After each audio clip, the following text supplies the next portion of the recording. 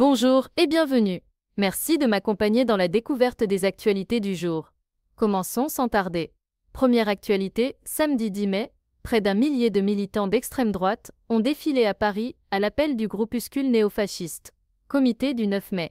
Bien que la préfecture de police ait initialement interdit la manifestation en raison de risques de troubles à l'ordre public, le tribunal administratif de Paris a suspendu cette interdiction, estimant que l'événement de l'année précédente n'avait donné lieu à aucune poursuite. Deuxième actu, le week-end du 10 mai a été marqué par une grève des transports en France, perturbant les déplacements de milliers de passagers. Les syndicats ont dénoncé des conditions de travail dégradées et des suppressions d'emplois, tandis que le gouvernement a appelé au dialogue social. Les perturbations ont affecté principalement les lignes de train et les transports urbains dans plusieurs grandes villes. Troisième actu, un sapeur-pompier volontaire a été percuté délibérément par un automobiliste lors d'une intervention pour stopper un rodéo urbain à Évian-les-Bains, en Haute-Savoie, le samedi 10 mai. L'homme est actuellement dans un état critique. 2 suspects ont été placés en garde à vue. Cet incident a relancé le débat sur la violence envers les forces de l'ordre et les moyens de lutter contre les rodéos urbains.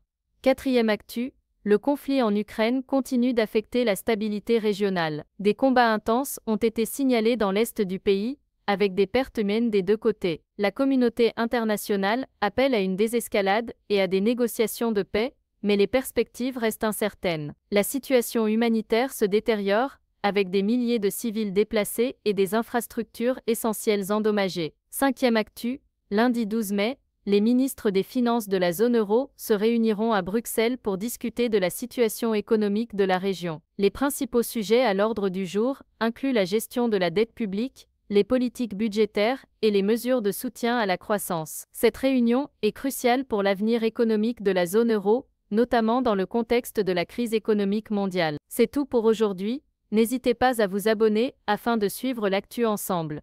Prenez soin de vous et à bientôt.